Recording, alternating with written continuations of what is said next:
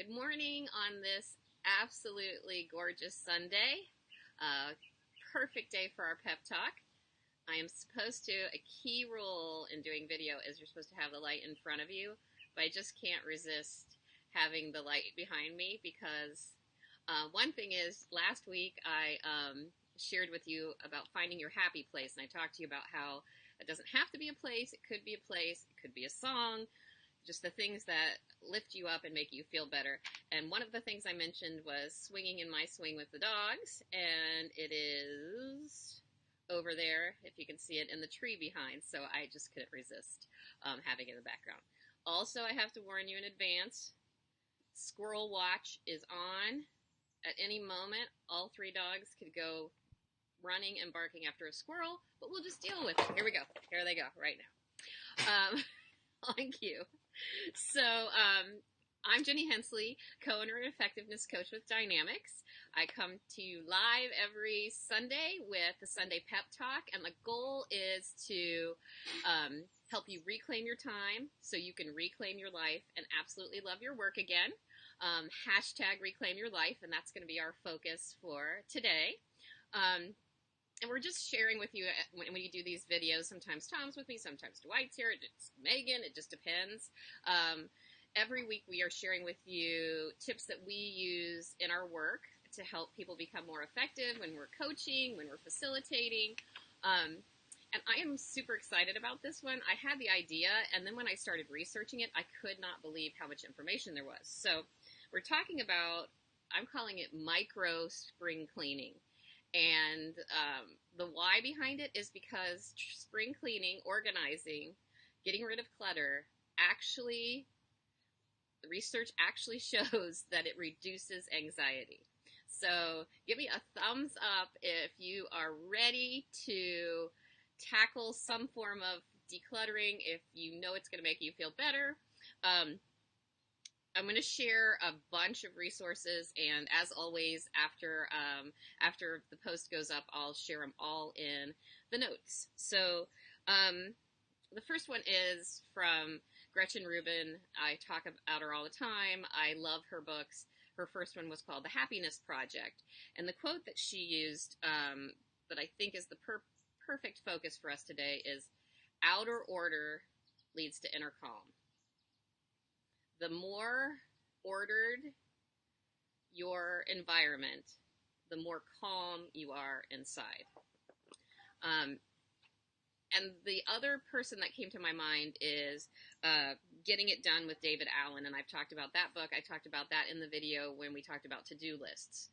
And so just to give you the background for this and the kind of science, well, the Jenny science behind it is, David Allen talks about the fact that every time you have something that you realize you need to do, or it starts a loop in your mind, and either you need to do it or you need to record it in a trusted space where you know you're going to be able to come back to it. If you don't record it in a trusted space or get it done, then that loop just keeps going and going and going and going. And for me, it takes the form of Post-it notes. So I love Post-it notes, but you know, if you think of your mind having all these Post-it notes, I think, oh, I need to go to the store. I'm behind this thing. Oh, I need to go to the store, or I need to fix this, or I need to call this person. Each one of those is a Post-it note for me. So pretend those are all floating around in my head, all these Post-it notes. If you don't do something to take that Post-it note out of your mind ends up looking like this, which is completely overwhelming. So all these Post-it notes are floating around, all these thoughts, all these open loops of things that you need to get done are floating around in your mind, and they cause you just a little bit more anxiety every single time. Just a little bit more anxiety until you're just completely anxious.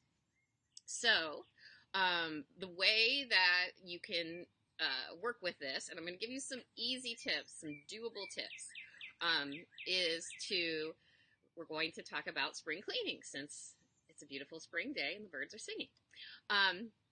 Another thing that I thought was fascinating that Gretchen Rubin, well, before I do this, I want to say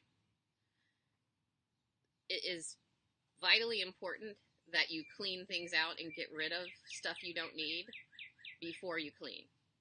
And I'm going to do a whole video on this because I was going to include it in this, and it just ended up being so much that that it's going to be its own video. So, of course, Marie Kondo, if you haven't heard of Marie Kondo from Netflix or her book, The Art of Tidying, is a great read to help you get rid of things. But I will come back to this. I promise I'm going to do a whole video on cleaning out because it is one of my passions. But one of the things that she says that I can just leave you with today is to start off slowly. If cleaning out gives you great anxiety, just every day get rid of one thing that you don't need. So, but we're going to get back to spring cleaning today. And in Gretchen Rubin's book, she talks about the fact that there are two styles of spring cleaners, either a marathoner or a sprinter. And you have to decide which one you are and which one works for you. So the marathoner likes to do a little bit here, a little bit there, something, something, something, until it builds and you're organized. Doesn't like to get overwhelmed. So I know if I can do one task, I can feel like I can accomplish something.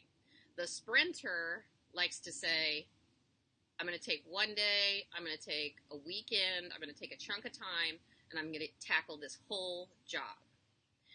When I was reflecting about myself, I think I'm both. So I'll share with you some of my strategies for being a marathoner, things that I do that are a little bit at a time.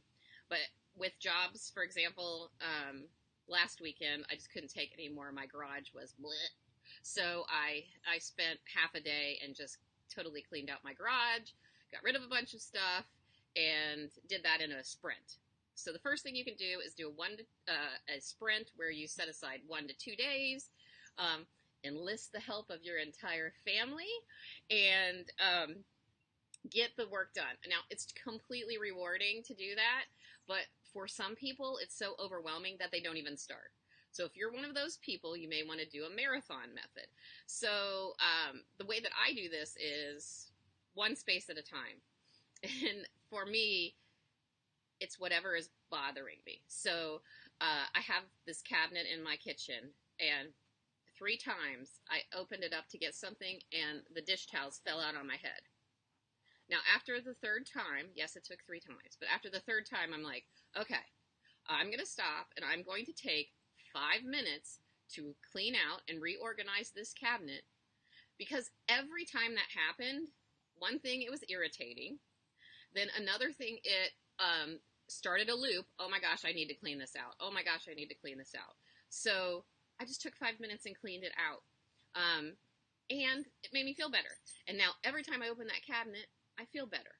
So for you, that might mean cleaning off your desktop, cleaning out a drawer. And like when it comes to your closet, especially my women that are out there, that can be totally overwhelming. So I will do sections of my clothing. You know, today I'm going to reorganize this shelf in my closet or this section of my closet. So that is one marathon way. David Stevens, who's our social media guru, shout out to David, had the most amazing idea, and I just have to share it.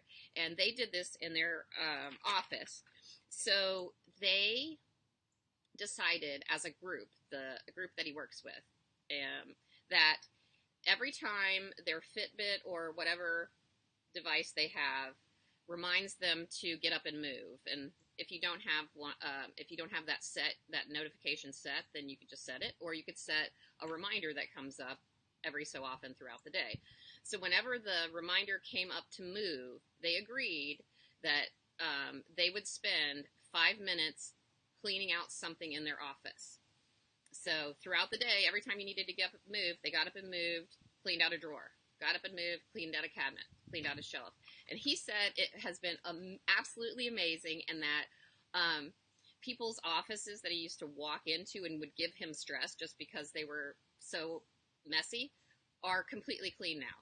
And that's, I think he said, after a week. David, you can share a comment and share in the later if that's right, how long it took. But I just thought that was a great idea, like setting a reminder so that because we all get those reminders and you're like, oh yeah, I need to stand up. Yeah, yeah, yeah. Or I need to go. I need to move around. Yeah, well, I'm in the middle of this. But if you use it, you're accomplishing two things.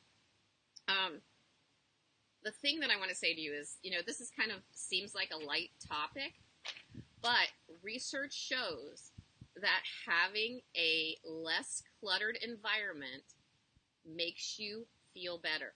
It makes you less anxious and it makes you happier. So have a challenge. Totally into the challenges, guys. So my challenge to you is to try one of these methods for a week. If you decide that you want to do the sprint method, pick a day and clean out a section or clean out an entire section of your house or whatever you choose. Or if you want to try one of the marathon methods, do that. But what I want you to do is take a before picture and an after picture and post it in the comments under the video, because I'm just so excited to see what you guys come up with. And David commented it only took 3 days for them to get their offices cleaned out.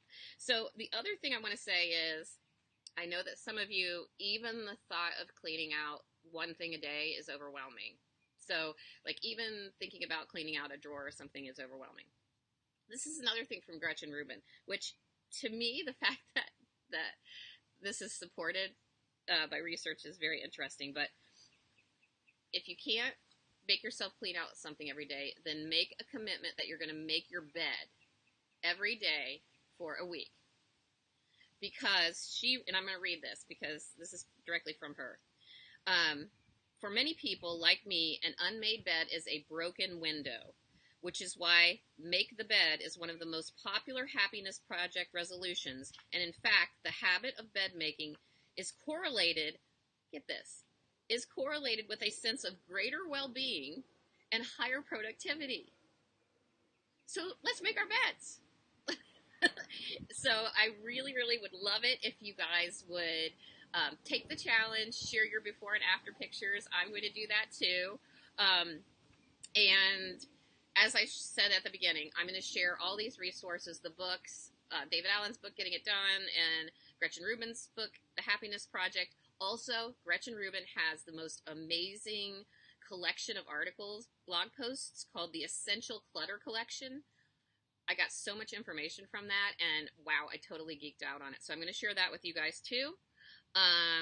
Give me a thumbs up if you're in for the challenge. Come on, let's clean things out.